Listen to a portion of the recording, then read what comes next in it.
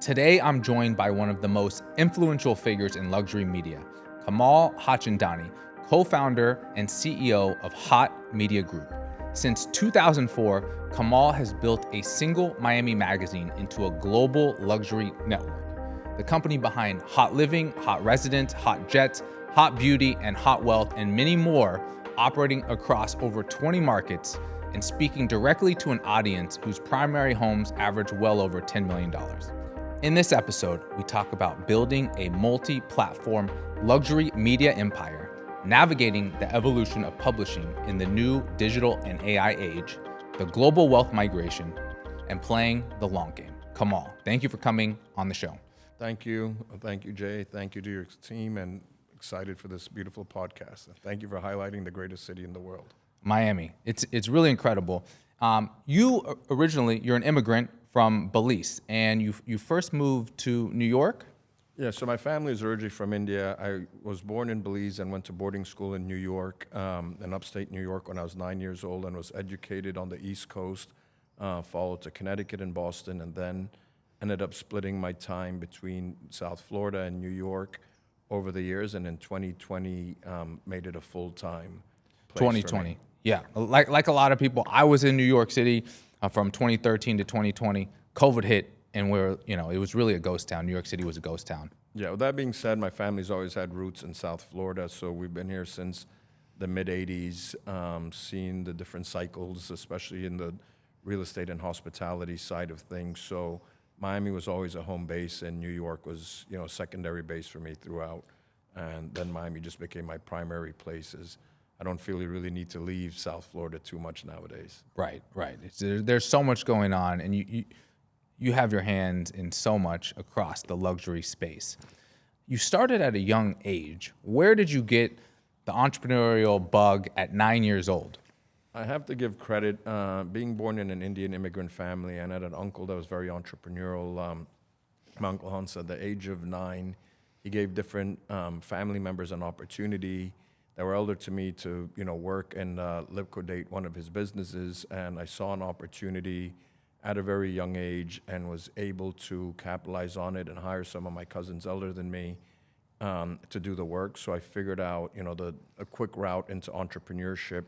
And it led me, when I was in boarding school, of how to be creative and make some extra money while I was there. So I figured out how to sell sports memorabilia and T-shirts branded to our school. And it was just a bug being, a Sindhi Indian where we're come from. Entrepreneurship is kind of bred into at a very, very young age. So you must have been good at sales from a young age. If you were getting your older cousins and family members to work for you. I feel like I was very passionate about the opportunity, and once that happens, it gives you the ability of figuring it out pretty quick. And I feel if you could show that you're inspired, and it's infectious at times and leads other people to follow and help. And you had a background in IT. And so, how did you get started in IT? How did that help you in your media career? I was luckily in a wave in Boston in college, and I had a roommate. His father wrote Windows in Arabic and was the largest in the Middle East. So I had some early access to see what was going on. The evolution of the internet was the biggest game changer until now, what I've seen with AI. And having sort of a first peek into that led me into a fortuitous situation where I was able to raise some money into some internet companies and IT outsourcing in the business process outsourcing space. And, there were the ups and downs of the dot-com boom, but I was able to capture a small slice of that, and that led me to segue into other areas. And when you say other areas, did you know what you wanted to do right after that? For me, I always had a quest in learning and wanting to learn from great people, and that's what segued me into media. Coming here as an immigrant and being fortunate to be in boarding school, I saw many multi-generational families and said, wow, what a gift and a head start it is to understand that, hey, my dad's a senator or my uncle's this person, and they connect you throughout that process. And I witnessed that at a young age and said, hey, maybe since I didn't have this, was not born into that I could create a system that would enable me to have access to similar type resources. And that's what segued when I thought about a platform highlighting some of the greatest entrepreneurs, solely for the fact that I'd be able to sit down with them and learn, which, to me was a master's degree in every session, from one of the greatest of all times. So you were doing the early podcasting, really early profiling. You were a pioneer in this space and bring, everyone's podcasting today, or a lot of people are doing podcasts. So you had this vision early on, and we share similar immigrant stories. Yeah. I didn't come from a wealthy family, but I saw and I interacted with my friends' dads who, I perceived as wealthy, or others, and we have to figure out, how do we get there, right? Yeah. we weren't born into it, and so that's what you did. How did you come up with the name Haute Living? So it was actually, I have a business partner, Seth Semiloff. We went to college together, and he had approached me, and initially he was thinking of a few different names, and one of them was Miami Cribs as a real estate magazine, and I said, no, we're voting against that. And then a girlfriend of his, we were sitting and brainstorming, and she came up with the name showcasing the representation of the highest and of Haute, and also the similar rhyming to my last name. I said, this has to be a part of the process. But it was a collective brainstorming and wanting to see what would be different and representative of luxury. And, it was a gift and a curse, because I had to explain what Haute means, the highest level in each time.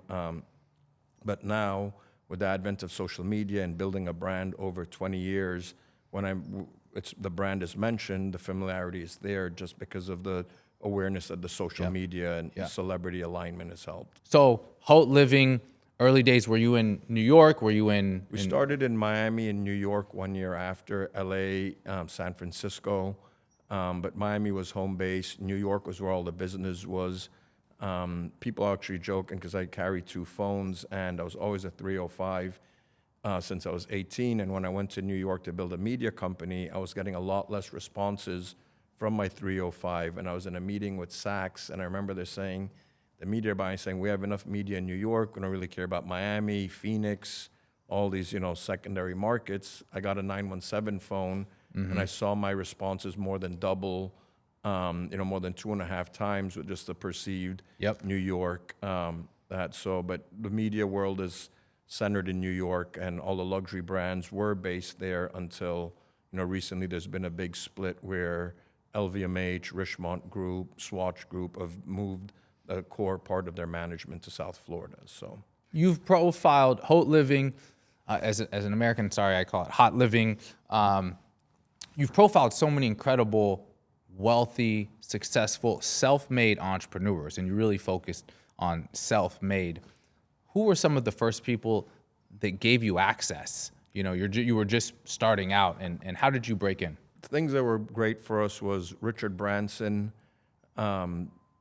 Unbelievable to sit with him, a gentleman that took a brand and took it into multiple different verticals of what he did, from Virgin Radio to music to airlines to that, and that kind of planted the seed of understanding of building a brand and how you could replicate this against, multiple verticals. He was a great influence in what we did. And not a political statement, but in 2006, the Trump family were one of our first covers, actually our first cover in New York, and it was real estate related and family business related, and seeing the TV show The Apprentice and so forth in that era, he had made a big impact in just seeing real estate and marketing.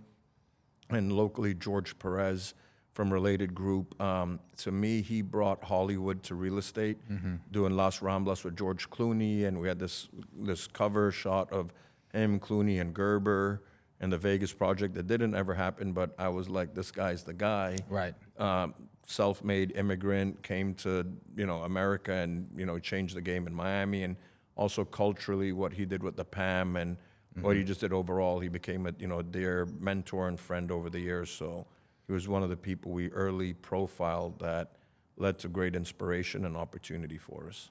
And Haute Living is the Rolls Royce of media. You truly represent the highest luxury out there. You have incredible relationships, long-term brand partnerships, Rolls Royce, Audemars Piguet, Richard Mille, Jacob & Co.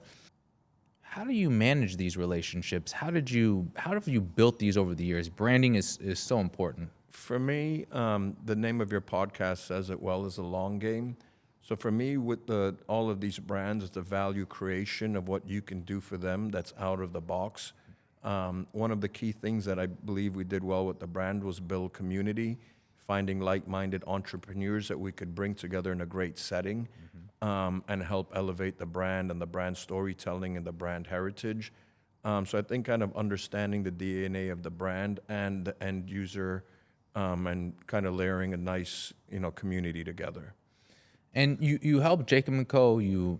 With his Bugatti watch, and you bring very wealthy people together, people interested with commonalities. What are some of the success stories of you bringing people together? Because I know you, I've seen you, I've seen Haute Living, in your brands everywhere since I've really been in Miami.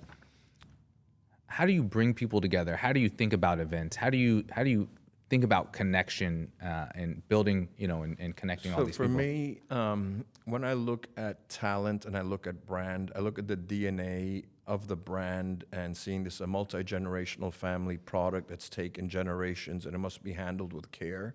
So when we look at certain talent to align with, I look at who can be low risk and high impact. Like you don't want that, aggressive athlete that gets the DUI and that's fighting with this person or that. Yep. Because one person like that, can end up ruining your brand. And you look at Ciroc and Diddy of how, that brand went from the #1 selling vodka to disappearing, based on that. And then it also comes down again to building community. You feel some instinctive stuff of what this brand wants to achieve over time. So Richard Mille in the early days, he wanted to achieve the billionaire's secret handshake.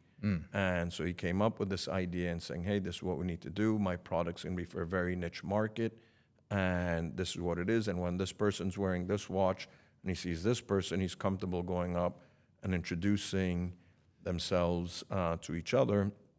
And I'll never forget, I was actually, I skewed the numbers down because I'm not a billionaire, but I was wearing one of the watches and I was eating at the Soho House in LA, and someone grabs my hand, and I turn around and it's Sylvester Stallone. And I'm like, oh, wow. And he's like, oh, what a watch. That's a nice watch. Yeah. And I'm like, oh, wow. And I was like, this is crazy. Sylvester Stallone ran up, like I was in a buffet, and he saw my hand. And I'm like, wow, this guy's really going to take off. And I knew internally that Stallone was designing his own watch, so I referenced it, and he's like, oh, wow, how do you know? I said, no, I'm part, I work with these guys. I know them, pretty well internally. And I just saw how that brand, as fundamentally a startup brand, has now overtaken many multi-generational brands. It absolutely because it's not one of these multi-generational, Richard started using, coming out as a CEO of a jewelry company, and he had a different approach because he was a startup fundamentally. And these are, very expensive watches that, sell for hundreds of thousands of dollars. What year was this? I was with him about 2009 and 10, doing that and working with, they were, advertisers over the years and supporters, and we would bring product to the right types of people and environments with him over the years, and was his guest in Switzerland at some of the events. So we got to see the trajectory, and now it's at a whole nother stratosphere where you're fortunate enough that you don't really need marketing because you have such great demand that, you would never think back in the day that you would have to sign an application and be on a waiting list to give someone $1 million for a watch. What do you think it was or is about Richard Mille that is is a startup compared to the storied brands, the Rolex, the Pateks, of the world? What they did, design, I think, was very unique. Their design really is special. Captured the design, and he had very smart partnerships. Nadal did a very smart deal with him where they created the first tourbillon that would float when he hit it. And his original concept was anyone that wore any ambassador that he chose had to wear the watch while he's doing his act of greatness.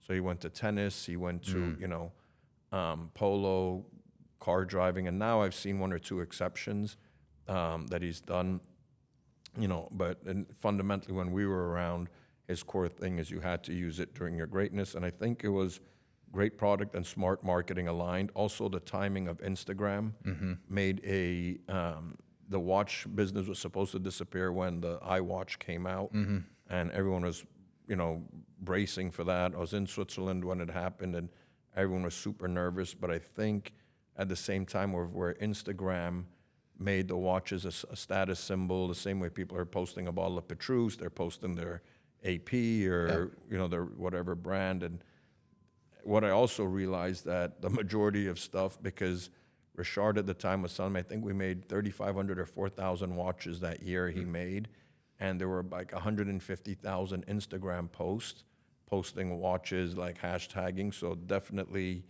90+% of it was fake. And he said, of the 3,500, more than half of those people that bought it aren't even posting their watches. Right. There's like maybe there's 1,500 watches that are out there, and there's over 150,000 posts of people just posting that they picked up their new Richard Milles. So, creating that secondary sub-market of Instagram fake watches, so that... they have the Bubba Watson for Bubba, the golfer.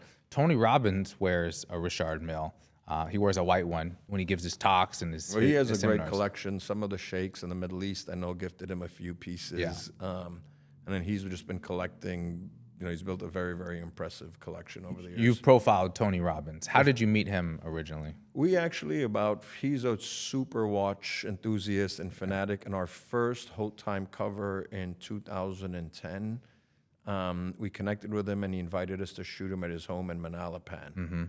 And so we shot his collection. I remember back then he was talking about he had a Panerai tourbillon he would wear for 4 days when he had his big events because it lasted the best. And over the years, he had just influenced my life, my business partner's life, just been a great source of inspiration. And we reached out and did a few, covers with him. And, recently I saw Sam Nazarian on your podcast, so we did one based on the estate, which I believe now longevity is the new luxury. So yeah, absolutely. We built an amazing relationship with Tony and very thankful for all the light that he brings into the world. To the world.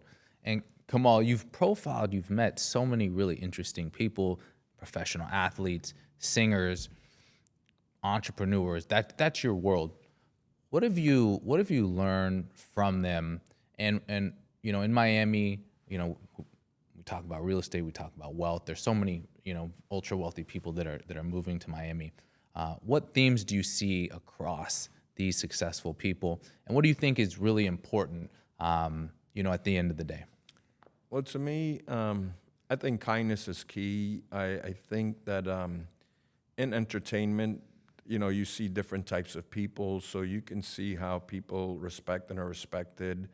I always reflect on my work with Alicia Keys, an unbelievable soul, highly elevated person, creative, entrepreneur, and I see how everyone around her, how she treats them, and so forth. So from entertainment and working with celebrities, now we've gone to the point if someone has a reputation of being notoriously rude, disrespectful, and to me, when I say disrespectful, sometimes we've had issues where someone will have a photo crew waiting 7 hours or 6 hours, and they want to go and eat, and they're on edge doing that. There's some people we had in the sort of reggaeton Latin space that weren't the easiest, to work with. So sometimes you realize their reputation of what they're hearing or seeing in the media is actually true. And then sometimes you run into some very unexpected situations. And my work and relationship with Alicia developed into a friendship with her husband, Swizz, being a great friend prior, and just seeing the creativity and the kindness and that. So I feel that's good. And then as far as moving to Miami, I look at it as more as an entrepreneurial journey of the people that are pulling up now and seeing that 4 of the 5 wealthiest people in America have actually set up here, and the 5th one is actually looking. And there are many other in the top 50 that are here. That entrepreneurial drive that wants to live in a place with great leadership. Because I look at what our, Suarez, how he was smart in luring a Ken Griffin down to South Florida, and then Steve Ross's bigger bet. And an eye-opening thing for me is that as we evolved our business, I went into, I was doing the leads into your business and what you guys have been great here in real estate development. And I was doing the launch parties for 57 Ocean, Zaha Hadid, every building I'd bring Troy Aikman to sit in the sales center, do a ribbon cutting, do these things. And Gil Deser said, hey, you did a great event, except you gave these great leads away and people are selling. My recommendation to you is like, you get license, you set this up. And then what happened in all the buildings that we worked in, I realized this is right. So 57 Ocean, we sold a big penthouse for 40 plus million. Then One Park Grove, we sold a penthouse. We sold the largest penthouse at the Zaha Hadid building. So then I realized, oh, wow, there's a big opportunity in diversifying. And I reflected back on what Richard Branson was kind of doing and building in the community, and seeing now how that's evolved into Miami with all these branded developments going up, because people want that hospitality, or they have that affinity for that brand and hold it in such high regard that they want that extended into their living. Right. That I saw Dubai as a parallel city. Went in November, came back December, came back, was looking at replicating everything there. Then the world falls apart there 2 weeks later. I leave in February, which made me realize that between Miami to Palm Beach, there's no better place in the world. Right. There's no bigger opportunity in the world. You're safe, great leadership. You literally have everything you can ask for. The Hurricanes have even left and gone hit up north more than they've had in the last 10 years. True. And I was like really being so thankful to understand from where you could jump on a bright line to Palm Beach or drive from Miami to Palm Beach, and just probably the biggest aggregation of wealth in the world is in this 90, 100 miles. And there's so much opportunity in every brand, that comes down here. Like, I see a real opportunity for it, that you are a car enthusiast, you'll be happy at your Bentley building. You like that hotel lifestyle. And so I just see this whole wave here, and I completely believe that Miami is the best city in the world. Yeah. We agree. And, I grew up in Southern California. I grew up in LA, Orange County. I lived in New York City. I studied abroad in Hong Kong. I've traveled to many countries, just, like you have and many of our audience has. Living in Miami, really, it is become the center of real estate investment right now, and so many people are focused on it. Florida, you mentioned good governance and leaders. DeSantis has done a really incredible job navigating us and being a good steward of encouraging business, capital, low income taxes. It's very safe. The weather, the lifestyle is really hard to beat. So you built Haute Living, and you have Haute Jets, Haute Wine, Haute Wealth, and multiple avenues that you've leveraged and grown your brand.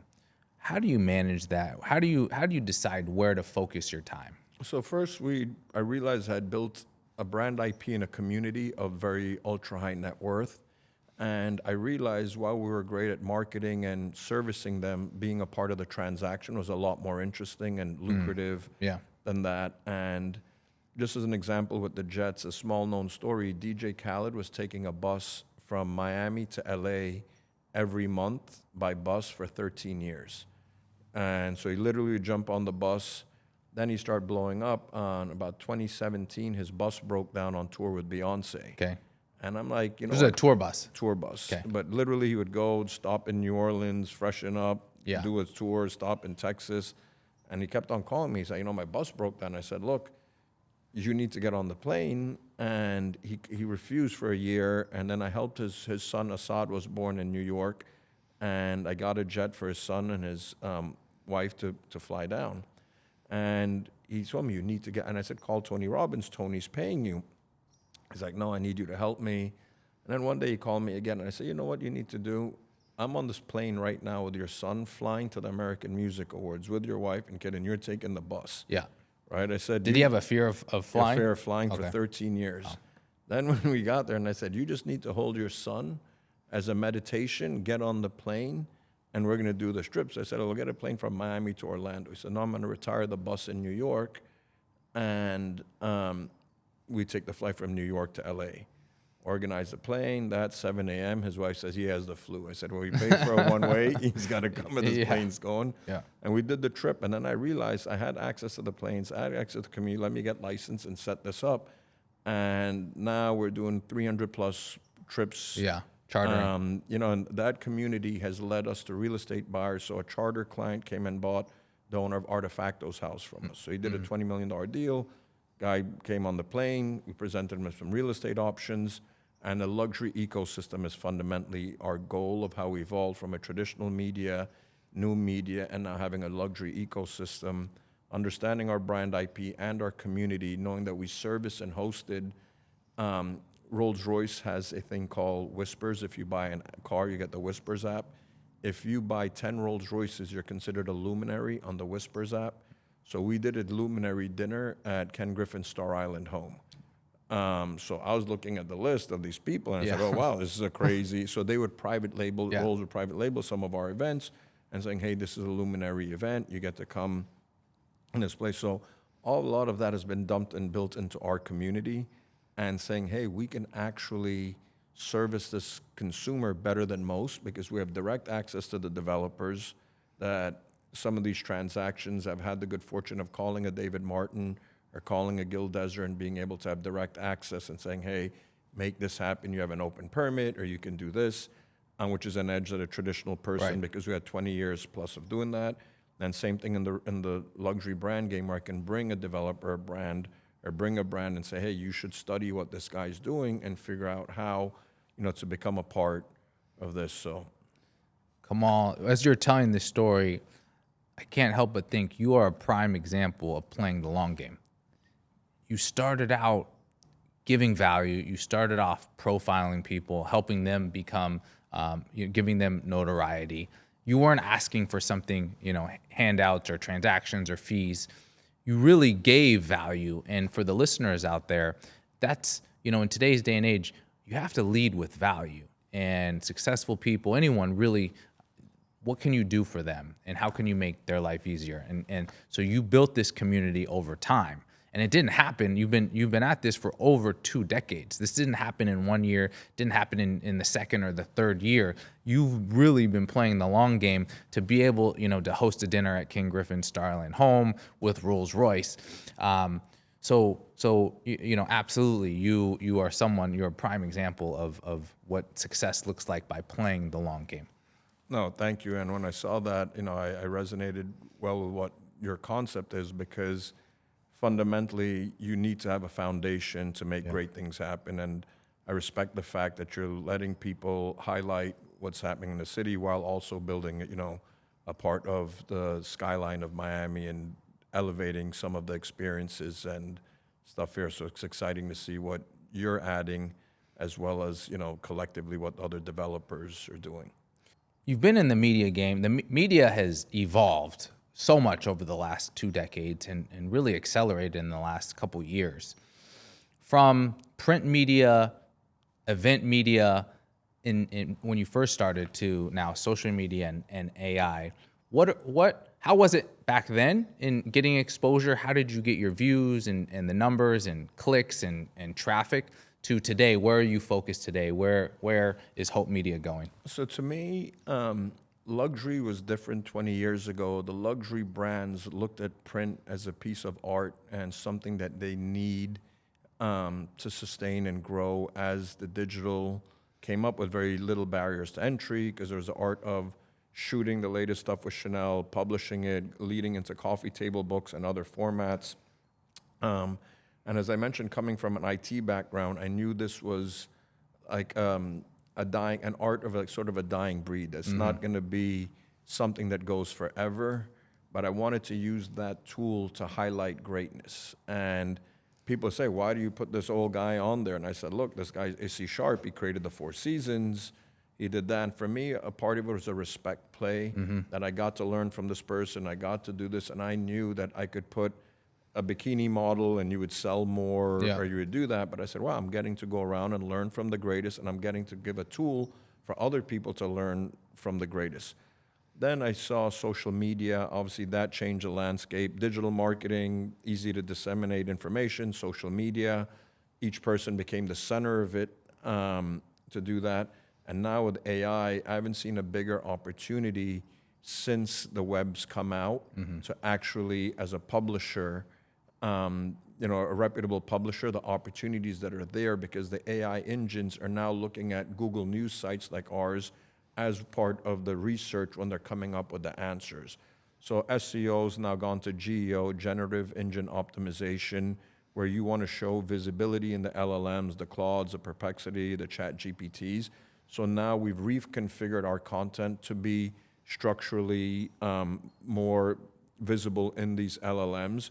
So I think that we're featuring on developments on that. We're seeing jet leads come in. We're seeing leads for the well development as we're publishing content that we're getting picked up as a cited source. And so our goal as a media company initially was being a respectable print publication. And when you go to web, you want to be a Google News site. So the same way if you get mentioned in the Herald, New York Post, Haute Living for 20 plus years, Haute Time, Haute Residence, our sites are all Google News. Then you evolve to social where you want to have the verified accounts. And then now with AI, you want to have the GEO presence. So now we're cognizant if we're featuring people that it actually shows up. And there's ways you do content, listicles, the best 5 power lunches on Brickle, sort of the schematics of the back end of the site. So how to have them crawl you. You need to have your FAQs, you need to have different things that lead to different pieces of the puzzle to give you a presence in the, it's like a PR strategist, Ron Tarosian, that in some of these studies I was showing you, he said it's like writing the dictionary right now. So you're literally layering in if people want to know best branded luxury development right now. And we did a study on AI visibility and which luxury development in South Florida is scoring the highest in the 5 biggest engines. So it's a whole new world of how it's not about just putting out content now, it's really about the building of an ecosystem and how it all works together. And writing the dictionary today, which makes sense. These, Claude, ChatGPT, Grok, Gemini, all of these platforms out there, they're searching the web, they're searching the LLMs. What have you found is a key differentiator? You mentioned listicles, you mentioned FAQs to help get recognized by these AI platforms. What advice can you give for other media people or other people who want to build their brand and retool? Being a Google News site's a big edge because you go to Google, there's Google All, and there's Google News. So if you do get mentioned in a reputable source and you can't apply to be a Google News site, the algorithm chooses you. So that gives you more relevance when, before you could pay for a blue check mark on Meta, they would see how many stories you had aggregated in the Google News format, so it shows more relevance. So having our sites as a publisher consistently building more within those verticals. So Haute Time is one of the few Google News for the watch industry. Haute Residence, we built that for the luxury real estate industry. So I feel that is one area to focus on, as well as structuring the back end of your site more that a Perplexity could read it and a Grok, and submitting to a Bing because Microsoft owns that and has the OpenAI partnership. So there's a few different hacks along the way of how you could sort of optimize your product to have bigger visibility. And now we're working with a group, Curium, where they wrote the white paper on GEO, 3 Princeton kids, and they've got a measuring tool that can showcase, hey, you have 0 visibility, 10 point, 30, 40, 50, and this is what you need. So you have the measurement tool, and then you have the tool that gets you out there. And so we're partnering with them to bring those services to luxury real estate, to high-end plastic surgeons. And as I said, it's now more about building an ecosystem than just telling a story. Right. I'm gonna get their contact info. No, you're gonna. These, it's amazing how in the AI space I just put up a post a couple weeks ago looking for someone to help us build an internal platform. And within 24 hours, over 100 people applied and submitted that they could build this. And we had 20 interviews. We're advancing people to the next stage. It's really young. There were still high school kids in college who were building these things. So the market's moving and it's really changing. AI is changing the whole industry. Claude right now, Israel has the highest usage of Claude of any country. We did a partnership with 5WPR. They do close to 100 million a year in billing, and they've switched to an AI communications firm. We helped partner up with Curium, and just seeing even them taking 15 interns in Israel set up there, plus in addition to he had 300 on his work team, they've shifted their focus on how to create AI-friendly content, even to the point they've changed 5WPR to 5WAI, because AI communication is such a powerful tool. Right. And as he said, right now, if you caught SEO 15 years ago, and then you end up capturing certain things, you had a decade run Yeah, of that's doing right. that. So as a publisher, my recommendation, as much as you can be a cited source, the more powerful that is. Because, there's not 100 options when you go on these chat GPTs or things like that, so it's limited.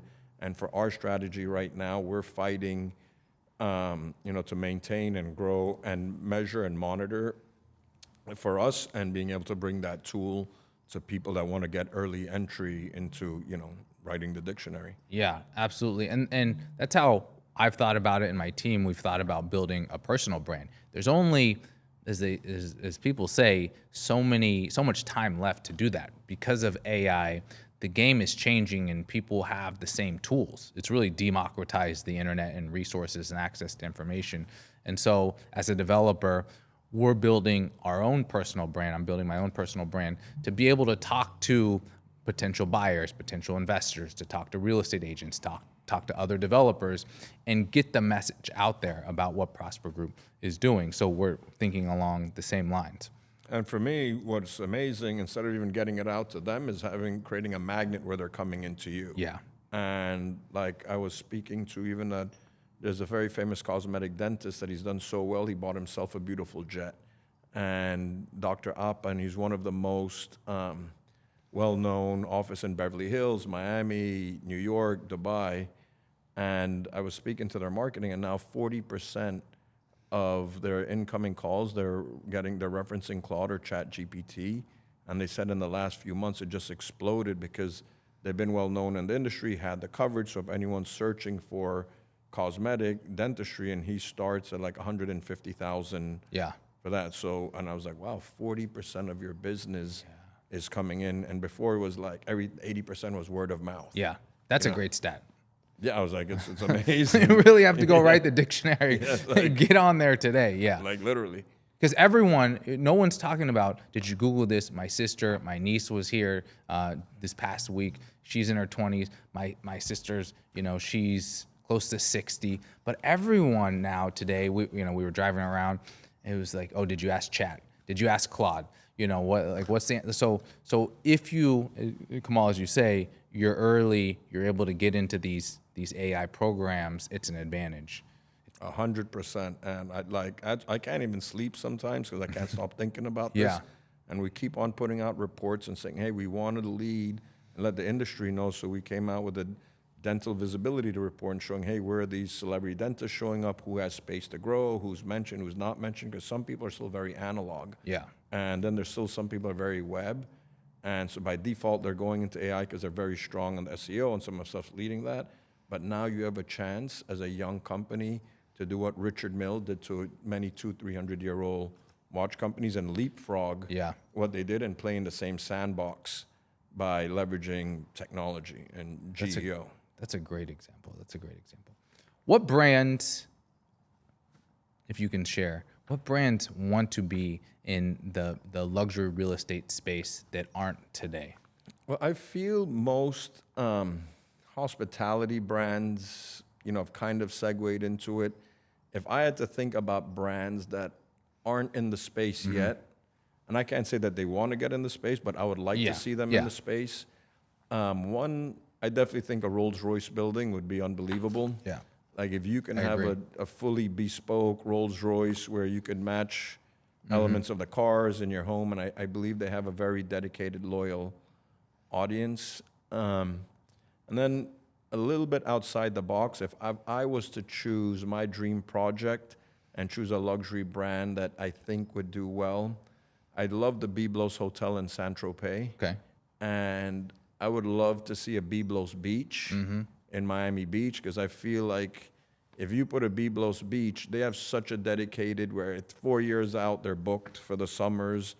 Your room is grandfathered in. Wow. Like people have it from generations. And, hey, my dad stayed here, I stayed here. They kept, they have that whole European, they have that La Cave nightclub, which was like the highest price per foot. It's like between that and I guess 11, I guess, are in competition of But it's a very small place that I remember, like back in the day, did like 2.5 million in a night with maybe like 80 people. And I just think that Biblos Saint-Tropez brand, Miami's missing a beach club vibe that you go to a Nikki Beach in Saint-Tropez, and if you go, there's so much life in a club Sank on Sank, and that lifestyle I don't see has not hit Miami yet. And obviously, 11's bringing the Vegas pool party, which is something that's new, that you would think Miami, being such a beach pool-driven situation, would have that, or have that Riviera lifestyle like a La Garite. Yeah. And that's, I think, whoever can convince the family behind Biblos, and hopefully it's you, man. Maybe I get a little, small point or two in there for coming up with the We put idea. that deal together. Yeah, it's good. We'll talk to him. Yeah. I mean, I think that's a legendary, that and like Eden Rock, St. Bart's, but the Biblos is the Biblos. You know, so they have that multi-generational support. Well, maybe we have a potential deal here. Yeah. Where are you traveling to this summer? And I know you're global. You like to be international. This summer is a little bit different. For one consideration, it's the first time in, I guess, decades that the World Cup is going to be in the U.S. So I will be in the U.S. a little bit more than a traditional summer because Miami has a big game and New York has the finals. Yeah. And the night before the finals, we have a very special group of FIFA ambassadors, including Josh Hart of the New York Knicks. Congratulations on the sweep last night and what they did. So we're going to have a very curated group the night before the finals, leading into the finals. With that being said, with the emergence of AI now in ad tech marketing and so forth, the Cannes Lions that starts the 21st of June is becoming a very important show now. Always been an institutional important show in marketing, and I haven't been in a couple of years. But the AI partnerships, Curium, and some of the people we're talking to are set up in there. So that'll be one of the trips that we do. And we helped support the One Gala last year in Saint-Tropez, same creators of Amphar and so forth. So that's in July in the south of France. So I do enjoy my time in the Riviera, and each year we do an event in partnership with Zuma in Mykonos. Okay. So we'll do that and bring some brands out there, activate. And we always, every summer, activate in the Hamptons as well. This is a great lifestyle. What are some of your favorite restaurants, and what do you like to eat? I would say, kind of like referencing what you have with the long game, people laugh at me when I tell them what I like in Miami. And for me, it's based on consistency. I love Hillstones. Yeah. In the Gables specifically. Like, I feel like that place is all hits. Everything you do there is great. I love Cipriani. To me, it's an international Hillstones, consistent. There's always a jet set crowd that's there. I'm proud of what Riviera Dining Group has accomplished as far as hospitality titans in 5 years. It's unbelievable what maintained they've done. at that level. Yeah. They've done it and that, but I kind of like the simplicity. And obviously, that's the most Miami place you could go. Mila, the fire dancers. Yeah. And that, and my other favorite place that people laugh is Tropical Chinese. It's one of our favorite places. Yeah, it's so one I of the mean, best. I've been going there since they've opened. Shout out to Greg, the owner. Yeah. Always takes great care of me. So I go to Tropical fairly religiously. It's a secret. This is the best Chinese food in all of Miami. Yeah, honestly, and it beats a lot of the New York places Yeah. that I go to. Like, it's consistent, it's great. They have the open kitchen, so I go there and so I always count those. And then, like when I say someone's coming, The to OGs Miami, know about Tropical Chinese. yeah, I've been so I've been going there. Even Jeff Bezos discovered it. I found out that he sent me a photo of Bezos. I in love the that. restaurant. Yeah.